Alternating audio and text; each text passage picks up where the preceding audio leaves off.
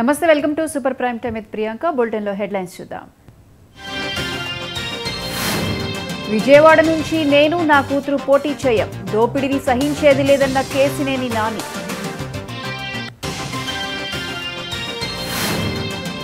దేశంలో పెరుగుతున్న corona 4,394 active కేసులు.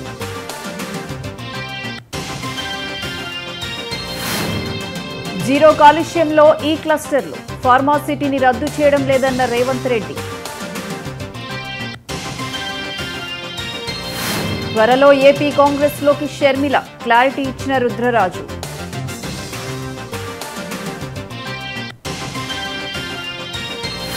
మహిళల మధ్య చిచ్చు పెట్టిన ఉచిత ప్రయాణం, టీఎస్ఆర్టీసీ బస్సుల్లో కొట్టుకున్న మహిళలు.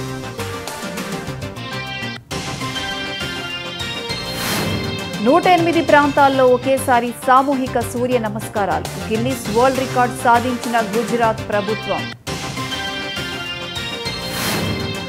జైలుకెళ్లేందుకు సిద్ధంగా ఉండండి, ఆప్ కార్యకర్తలకు సూచించిన అరవింద్ కేజ్రీవాల్.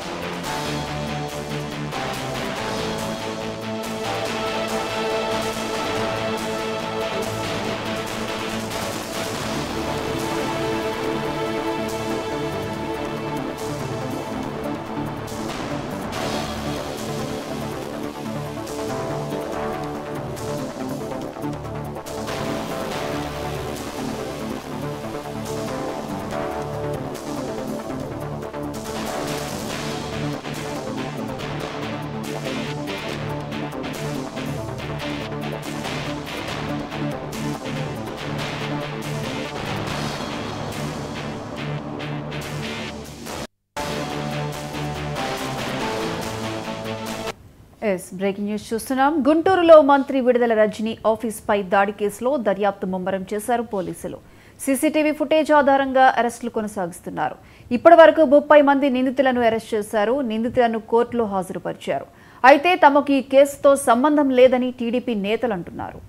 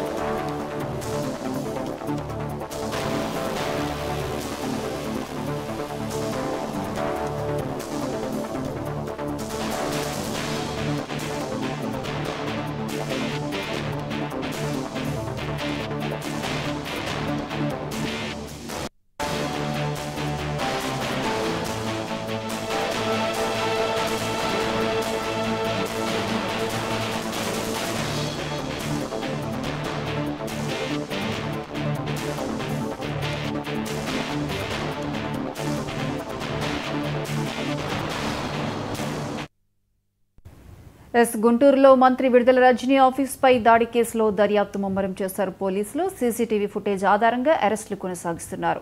ఇక దీనికి సంబంధించి మరిన్ని అప్డేట్స్ మా ప్రతినిధి సువర్ణబాబు ఫోన్ లైన్ అందిస్తారు. సువర్ణబాబు, చెప్పండి. ఏదైతే నిన్న జరిగిన సంఘటన బట్టి చూసుకుంటే నూతన సంవత్సరం సందర్భంగా ఎన్టీఆర్ విగ్రహానికి ప్రతి ఏడాది నివాళులు అర్పించేందుకు జనసేన మరియు టీడీపీ కార్యకర్తలు ఆ ప్రాంతంలో మంత్రి విడుదల రజని ఆఫీసు ఉండడంతో అక్కడ ఆంక్షలు విధించారు. మీకు ఎటువంటి అనుమతి లేదు, ఎటువంటి ఏది లేదు అని చెప్పేసి అని ఆంక్షలు విధించడంతో మంత్రి రజని ఆఫీసు పెడుతుంది కాబట్టి ఎన్టీఆర్ సినిమా వద్దకు రాకూడదు అని పోలీసులు అడ్డుకున్నారు. ఈ సందర్భంగా రజని ఆఫీస్ పై 2 రాళ్లు పడినాయి. పోలీసులు మధ్య జనసేన మరియు టీడీపీ కార్యకర్తల మధ్య పెద్ద ఎత్తున తోపులాట వాగ్వాదం జరగడంతో అదుపులోకి 30 మందిని తీసుకున్నారు.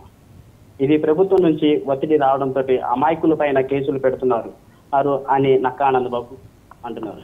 విడుదల రజని ఇన్ఛార్జ్ గా రావడంతో వైసీపీ నేతలకు ఇష్టం లేదు అంటే అక్కడ సిట్టింగ్ ఎమ్మెల్యే మద్దాలగిరి పశ్చిమ నియోజకవర్గం నుంచి పోటీ చేసిన మద్దాలగిరి చిలకలపేట నుంచి తీసుకొచ్చి ఇక్కడ మా నియోజకవర్గంలో పశ్చిమ నియోజకవర్గం నుంచి ఇన్ఛార్జ్ వేయడంతో వారికే పడడం లేదు అని చెప్పని అని అన్నారు. వైసీపీలోని గ్రూప్ తగాదాలు వాళ్ళే రాళ్లు వేసుకున్నారు అని అన్నారు.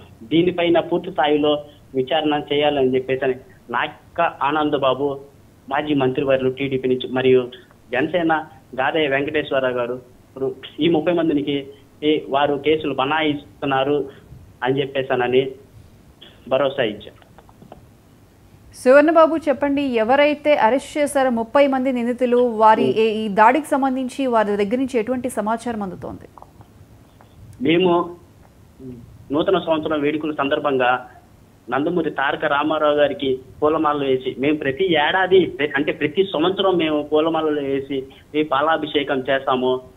మా పని మేము చేసుకుంటుంటే మీకు పర్మిషన్ లేదు, మీకు ఎటువంటి రైట్స్ లేవు, ఈ రోజు రాకూడదు అంటే ఈ రోజు మంత్రి విడుదల రజని పశ్చిమ నియోజకవర్గం నుంచి ఈ పార్టీ కార్యాలయాన్ని రేపు అంటే జనవరి 1 అంటే ఈ రోజు పొద్దున్న 10 గంటలకి పార్టీ ఆఫీస్ ఓపెనింగ్ ఉంది, మీరు ఇక్కడ చేయకూడదు అని పోలీసులు అడ్డుకొనడంతో ఈ వాదన జరిగింది. మా పని మేము చేసుకొని పోతుంటున్నా కూడా పోలీసులు వచ్చి అడ్డుకున్నారు అని చెప్పని బాధితులు వ్యక్తం చేస్తున్నారు. పశ్చిమ నియోజకవర్గం నుంచి గెలిచిన మద్దాలగిరి వాళ్ళ అనుచరులు వాళ్ళే చేసి ఉంటారు, మేము ఏమి చేయలేదు, మా పని మేము చేసుకుంటున్నాము, నూతన సంవత్సరం వేడుకల్లో మేము జరుపుకోకూడదా, ప్రతి ఏడాది మేము చేసుకుంటున్నాము అని వాళ్ళ బాధితులు ఆవేదన వ్యక్తం చేశారు. Right Suvan Babu, thank you.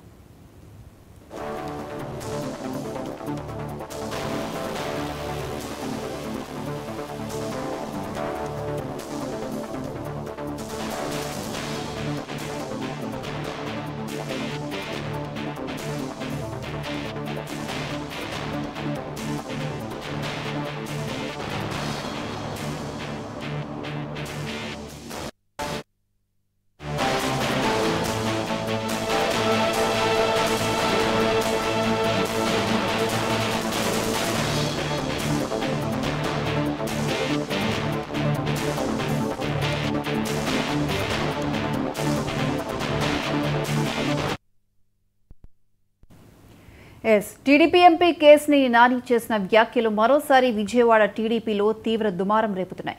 రాజకీయాల్లో నిజాయితీగా పనిచేసే వారికన్నా సంపాదన కోసమే వస్తున్నారని వాపోయారు. నేను దోచుకోను, ఎవరిని దోచుకోనివ్వను కాబట్టే నాపై వ్యతిరేక ప్రచారం చేస్తున్నారని ఆయన అన్నారు. విజయవాడ వెస్ట్లో శ్వేత కానీ నా కుటుంబ సభ్యులు కానీ ఎవరూ పోటీ చేయరని స్పష్టం చేశారు. నియోజకవర్గంలో అక్రమంగా సంపాదించే వారిని వదిలిపెట్టే ప్రసక్తే లేదని ఆయన హెచ్చరించారు.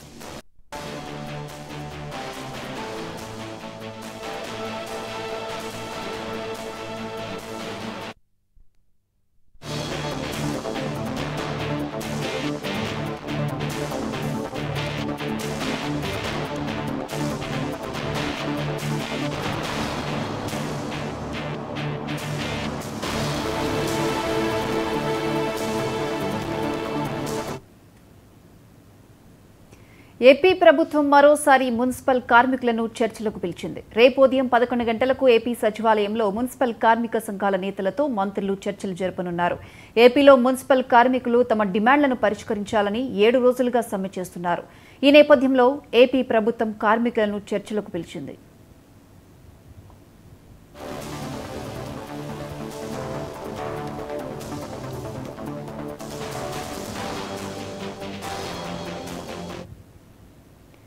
ఏపీ ప్రభుత్వం మరోసారి మున్సిపల్ కార్మికులను చర్చలకు పిలిచింది.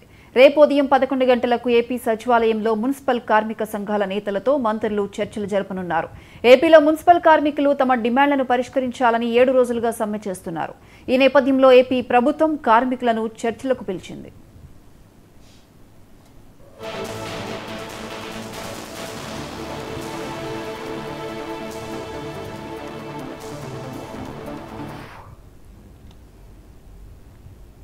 ఖమ్మంలో టీడీపీ ఆఫీస్కు వెళ్లారు మంత్రి తుమ్మల నాగేశ్వరరావు. తాను కాంగ్రెస్లో ఉన్న ఎన్టీఆర్ ఆశయాల కోసం పనిచేస్తానన్నారు.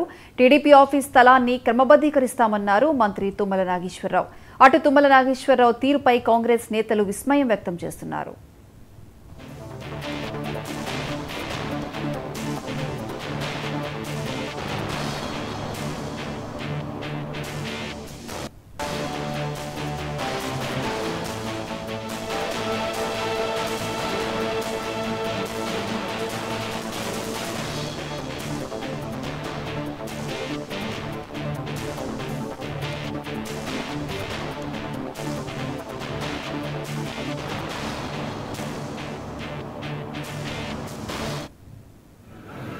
భారతదేశ రాజకీయాల్లో కూడా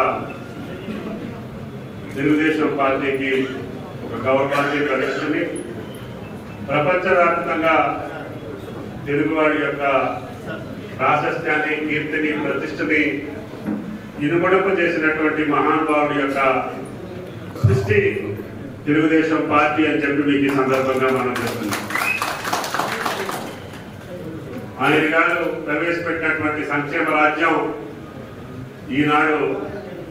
ఆనాడు ఆంధ్రదేశంలో ప్రారంభిస్తే ఈనాడు భారతదేశంలో ఉన్నటువంటి అన్ని రాజకీయ పార్టీలు కూడా ఎన్టీ రామారావు గారి సంక్షేమ సూత్రాన్ని కాదని పరిపాలించేటటువంటి శక్తి కానీ, ఆ యొక్క దమ్ము కానీ, ధైర్యం కానీ ఏ పార్టీకి, ఏ ప్రభుత్వానికి లేకుండా పోయింది అని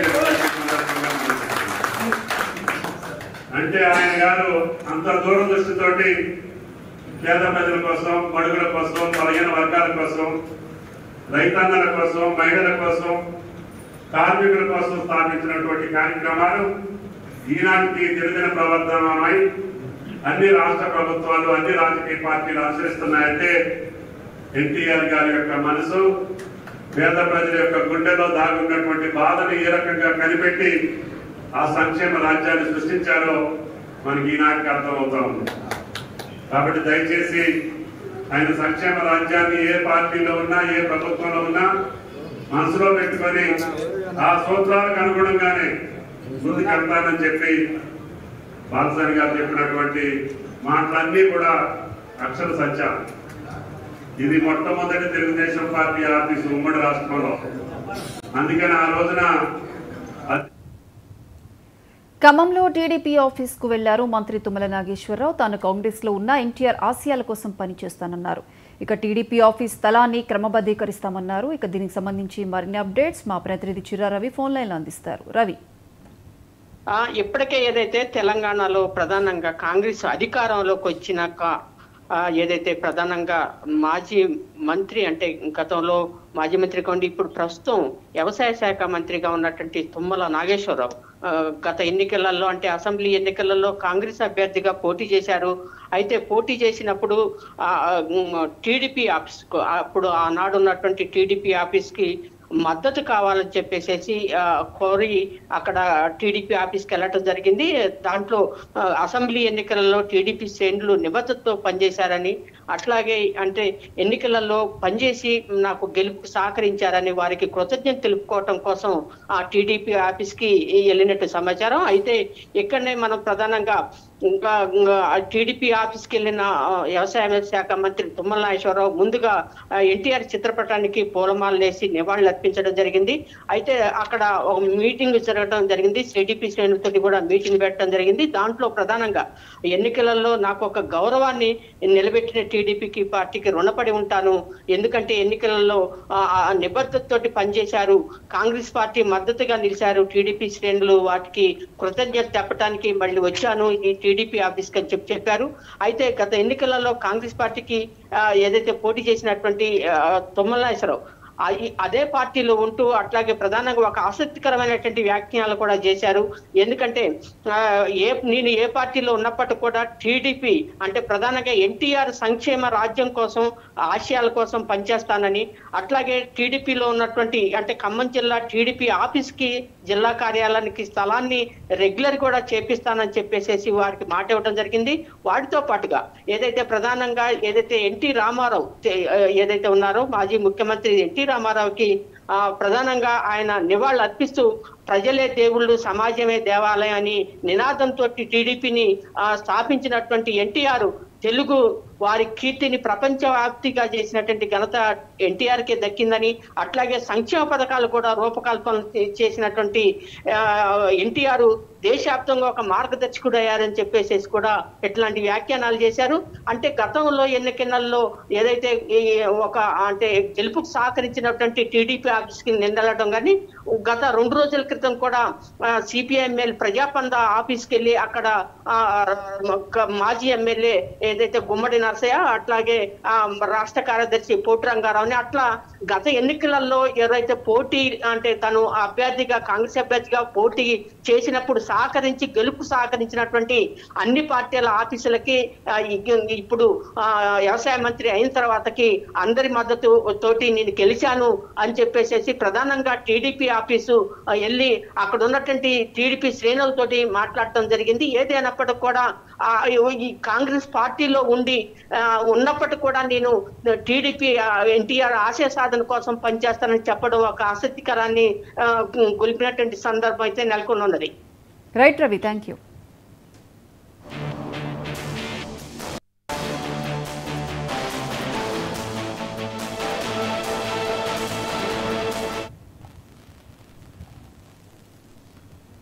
పీర్జాదిగూడను మరింత అభివృద్ధి చేస్తామని మాజీ మంత్రి మేడ్చల్ ఎమ్మెల్యే చామకూర మల్లారెడ్డి అన్నారు. పీర్జాదిగూడ మున్సిపల్ కార్పొరేషన్ పర్వతాపూర్లో ఐఐసిటి కాలనీలో నూతనంగా నిర్మించిన కమ్యూనిటీ హాల్ను వినాయక మండపాన్ని మేయర్ వెంకటేష్ రెడ్డితో కలిసి ప్రారంభించారు. పీర్జాదిగూడలో ఇప్పటికే కోట్లాది నిధులతో పలు అభివృద్ధి పనులు చేపట్టామని, ఇందులో భాగంగానే మున్సిపల్ కార్పొరేషన్ అభివృద్ధికి మరింత కృషి చేస్తానని మల్లారెడ్డి తెలిపారు. కార్యక్రమంలో కార్పొరేటర్లు, కోఆప్షన్ సభ్యులు, నాయకులు తదితరులు పాల్గొన్నారు.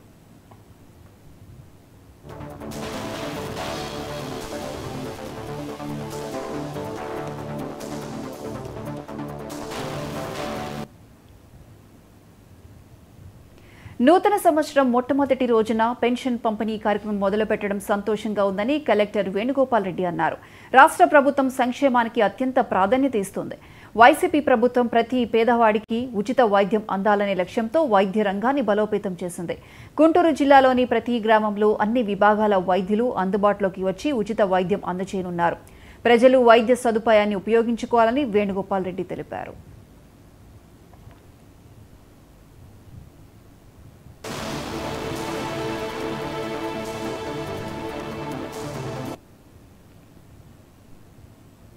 ఉమ్మడి నెల్లూరు జిల్లా గూడూరు నియోజకవర్గంలో వైసీపీ నాయకులు అత్యవసర సమావేశం నిర్వహించారు.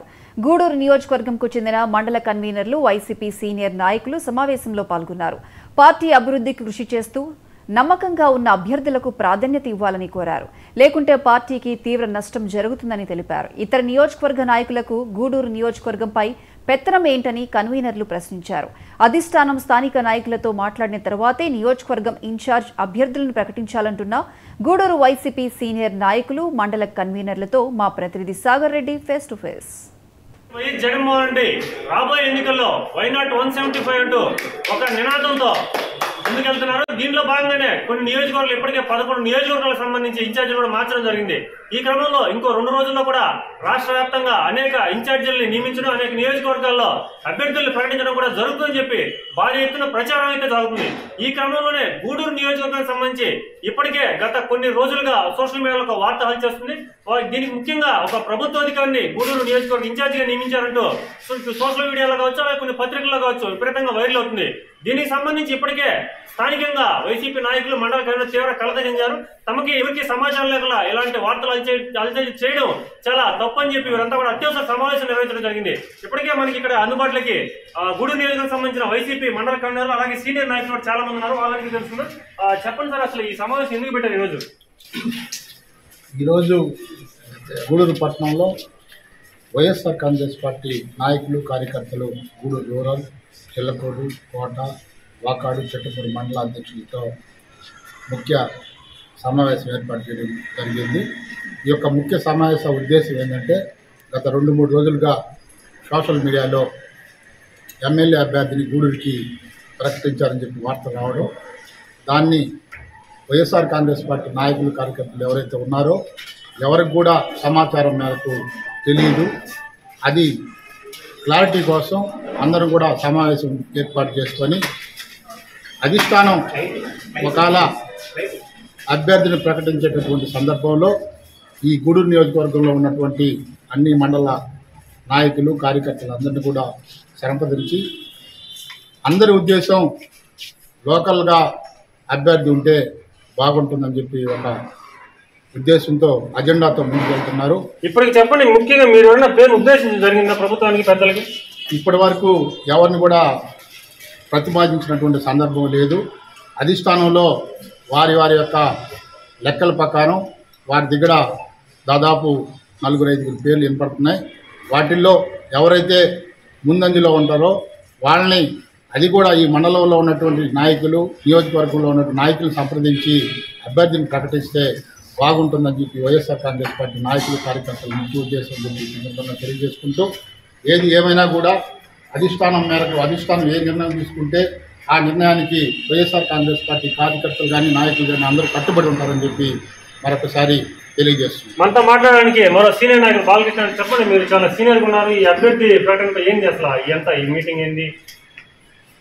మీటింగు ఆయన భాస్కర్ రెడ్డి, చివరెడ్డి భాస్కర్ రెడ్డి, ఆయన మహానాయకుడు. ఆ మహానాయకుడు గూడూరు నియోజకవర్గంలో రికమెండ్ చేయాల్సిన అవసరం దేనికి వచ్చిందో నాకైతే అర్థం కాల. మేము ఇక్కడ అహోరాత్రులు పొగుళ్ళు జగన్మోహన్ రెడ్డి అభిమానులుగా రేత్రి పొగుళ్ళు ఓదార్పు యాత్ర కనిపించి మేము కష్టపడి పని చేసుకుంటున్నాం. మమ్మల్ని ఆయనకు మొంత పాడుతా విజయసాయి రెడ్డి గారు ఆయనకి టికెట్ ఆయనకేనని చెప్పని నేను చెప్పడం అతనికి ఎంత సిగ్గుచేటు. విజయసాయి రెడ్డికి ఏం తెలుసు, ఆయన చివరెడ్డి భాస్కర్ రెడ్డికి ఏం తెలుసు? మా నియోజకవర్గంలో మా కన్వీనర్లు, మా నాయకులు అందరితో సంప్రదించి మా క్యాండిడేట్ని డిక్లేర్ చేయాలి. లోకల్ క్యాండిడేట్ అధిష్టానం మీతో సంప్రదించకుండా అభ్యర్థిని ఎవరైనా ప్రకటిస్తే మీ కార్యాచరణ ఏ విధంగా ఉండబోతుంది? గమ్మనుంటాం. మేము వేరే పార్టీకి అయితే పోం కానీ గమ్మను దుప్పట్లు కప్పుకొని తల దుప్పటి కూడా ఇంకో దుప్పటి కూడా కొనుక్కొని పడుకుంటాం. మేము ఇంట్లో పడుకుంటాం. మేము అర్థం కదా. పార్టీ అయితే మారం. మాకు జగన్మోహన్ రెడ్డి అభిమాని. ఈ విజయసాయి రెడ్లు, ఈ సద్దల రామకృష్ణారెడ్లు, ఈ చెవిరెడ్డి భాస్కర్ రెడ్లు వీళ్ళందరూ బయట చేరి తాళాలేసి ఆ బిడ్డను అన్యాయం చేస్తున్నారు. ఆయనేమో ప్రజా మనిషి. ఇವರು జగన్మోహన్ రెడ్డి. ఆయనకి ఈ ఇన్ఫర్మేషన్లు అని పోవు. వీళ్ళకి ఎక్కడ అవకాశం ఉంటే అక్కడ ఈ నాయకులు.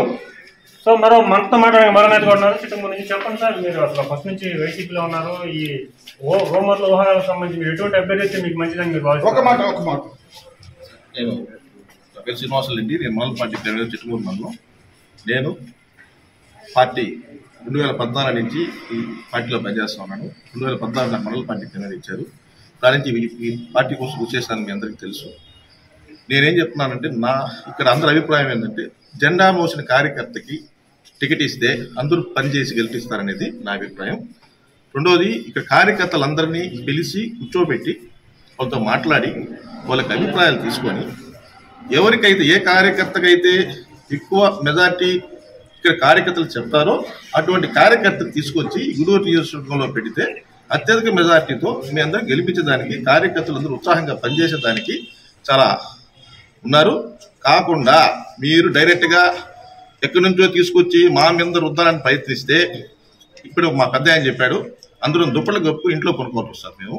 కనుక పార్టీ కార్యకర్తల మనోభావాలను గౌరవించి పార్టీకి ఎవరు కష్టపడ్డారో జెండా ఎవరు మోసారో అటువంటి కార్యకర్తకి టికెట్ ఇస్తే అందరం గెలిపించి మళ్ళీ జగన్మోహన్ రెడ్డి గారిని ఈ గూడూరులో అత్యధిక మెజార్టీతో గెలిపించి మేము ఆయన కానుకగా పంపిస్తాం. గడిచిన 2 ఎన్నికల్లో కూడా వైసీపీ పార్టీ భారీ మెజారిటీతో గెలవడం జరిగింది.